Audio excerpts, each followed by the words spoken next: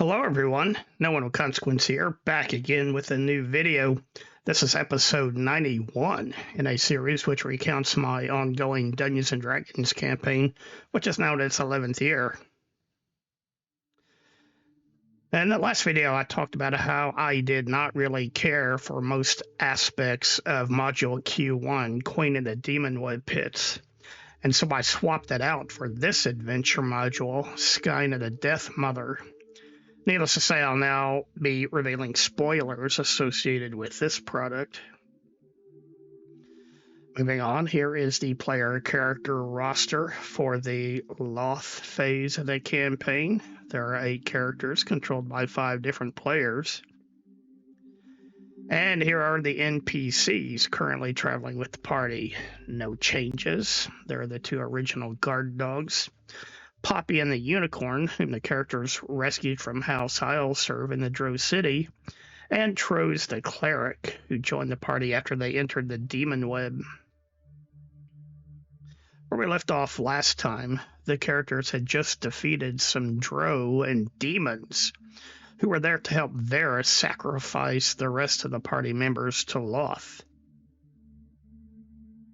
Also present is Aramis's Christmas snowman, hitching a ride on Thorol's floating disc spell. The characters now decided to explore a different passageway than the one by which they had been brought to the sacrificial shrine.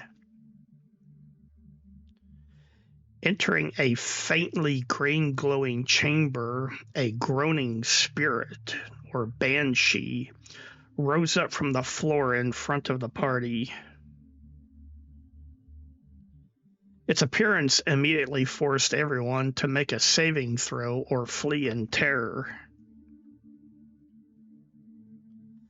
Most of the characters failed and ran back the way they had just come. But luckily, all 3 of the party's clerics did make their saving throw, and all 3 also made a successful turn attempt against the monster. In response, the banshee sank back into the chamber's floor and disappeared. The clerics then returned to where the other characters were cowering together in a corner. There was really nothing they could do but wait for the terror effect to wear off. The party then re-entered the Banshee chamber, but this time they were able to cross the room unhindered. The party next found a split in the tunnel, both with steps going deeper underground. They decided to take the eastern passage. After following the tunnel through a few twists and turns, the characters could see light up ahead. Creeping ahead invisibly, Gorbadoc entered what was clearly a torture chamber. And strapped to a torture rack was none other than Istan, whom the characters had last seen when they left him behind in the village of Hamlet. Now, just a review, Istan was the character's first antagonist, going all the way back to their very first adventure. He had been secretly plotting with goblins to help them take over the village in which he lived. In return for his help, the goblins would make Istan the village overlord, and the people would be forced to work and pay tribute to the goblins. Istan was eventually found out and captured, but he soon escaped and fled east, finding his way to the Temple of Elemental Evil. Although initially a servant of the temple, Istan became horrified by the depravity and evil taking place within its dungeons.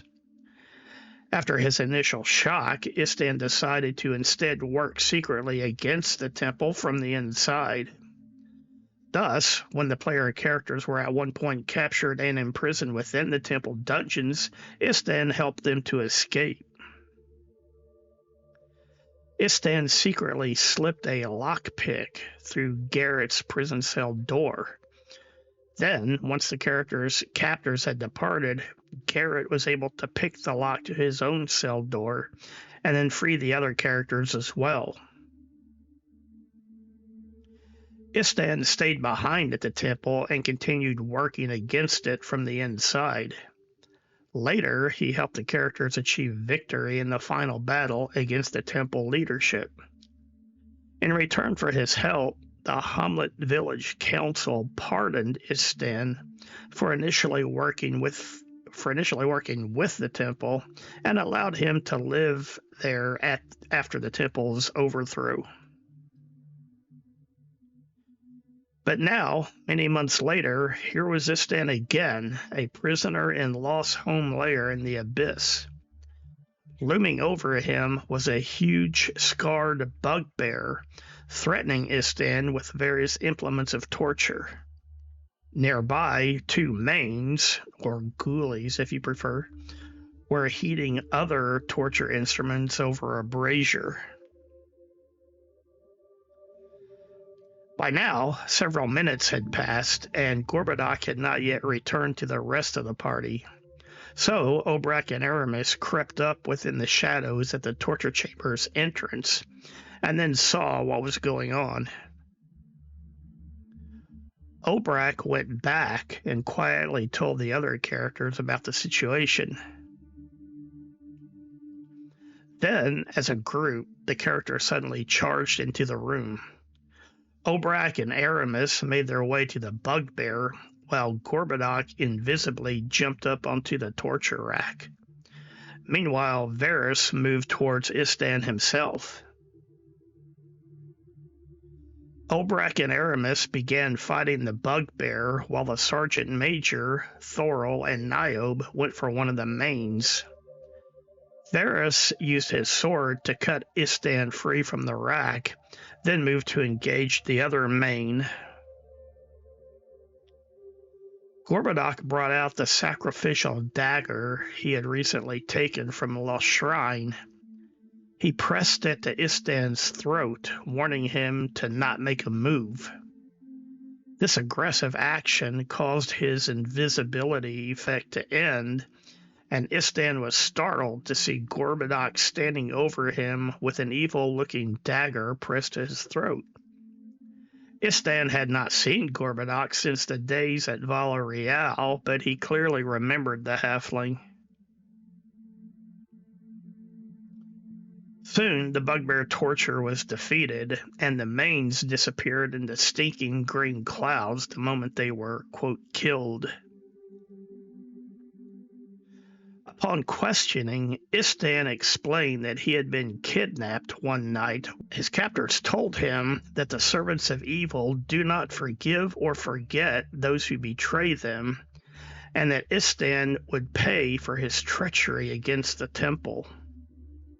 Even more surprising, Istan told the characters that at the same time he was kidnapped, Sir Havad was broken out of his cell at the Church of St. Cuthbert.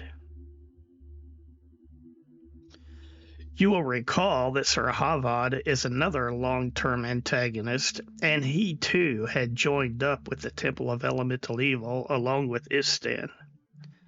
But, unlike Istan, Sir Havad never repented and fought alongside the temple's leaders until the very end. But Sir Havad was captured alive and turned over to the local Church of St. Cuthbert.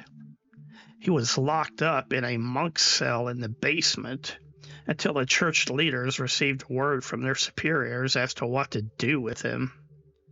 And, as I just mentioned, Sir Havad was broken out of his cell at the same time that Istan was kidnapped. But when Sir Havad was freed, he was treated as an ally and told that he would be rewarded for his loyalty to the temple. Istan said that he and his captors spent weeks traveling overland, and then they went underground. More time was spent traveling to the Underdark until they finally arrived at Lost's Great Temple in the Drow City.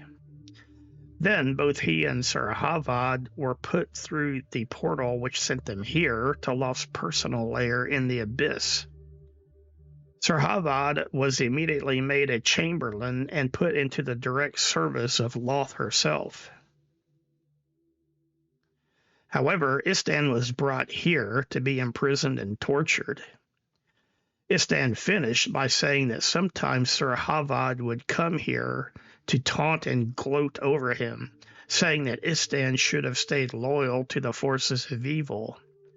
Then he too would be enjoying a life of wealth and privilege like Sir Havad was doing now.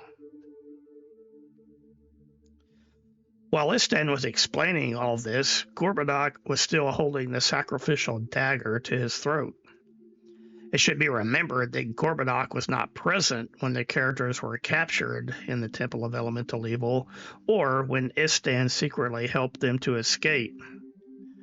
Gorbadoc was also not present in the final battle in the temple, when Istan again aided the characters in their victory against the temple leadership. All Gorbadoc remembered about Istan was when he was still the character's enemy, and when he helped goblins take over their original home base village of Vala Real. With those memories still clear in his mind, and before anyone could stop him, Gorbadoc suddenly slashed Istan's throat with the sacrificial dagger. Shouting in protest, both Niobe and the Sergeant Major rushed in to try and heal Istan.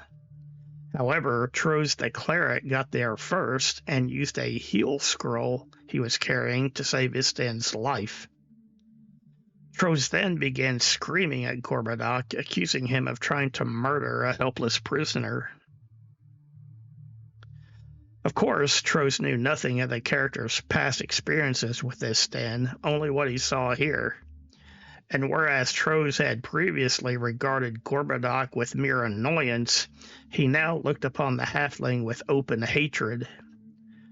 The other characters continued to admonish Gorbadoc as well. Gorbadoc finally put the dagger away and agreed to leave Istan alone as long as he didn't try to escape. And also that after they returned to the world of Greyhawk, Istan must be taken to Vala Real to face justice there. Because even though the Hamlet Village Council had pardoned Istan, he still had not faced any punishment for his earlier crimes at Vala Real. Istan next told the characters that he wasn't the only prisoner being held here. He knew there were others, elven maidens, who had been brought here for sacrifice to Loth. Istan also said he could lead the characters to where they were being held. The way to the prisoner holding area was completely blocked with spider webs, but Varys used his flaming sword to burn through them. The prison cells turned out to be pits in the floor covered over with spider webbing. Calling out if anyone was here, the characters heard a few female elf voices respond. Varys burned through the webbing of one pit, and Aramis lowered a rope. Soon they had freed an elvish maiden from the prison cell. Moving to a different pit, another elf maiden was rescued. And finally, a third. The characters were about to leave this area when they heard a male voice speaking in the Drow language calling out to them.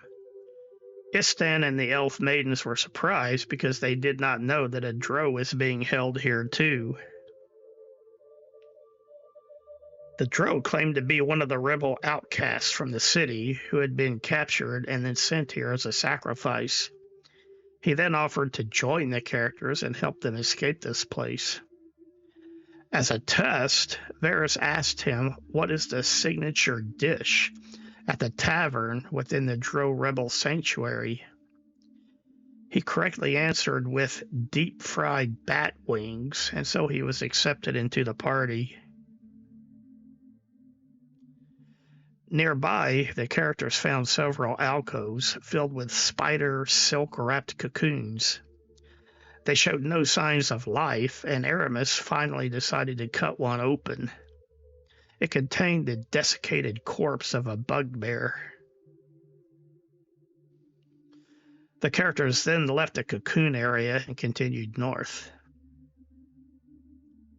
Coming to an intersection, the characters decided to take stairs leading downward to the east.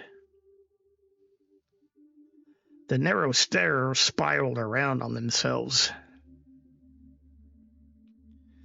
The passage ended in a cavern filled with bubbling mud, extending out as far as the characters could see. The mud wasn't hot, it was actually bubbling with noxious gases. The characters probed along the edge of the mud pit, and it didn't seem very deep. However, they decided not to explore any further and instead go back the way they had come. Arriving back at the intersection, the characters next headed south. Soon, up ahead, they saw in the distance what appeared to be a spider's hatchery.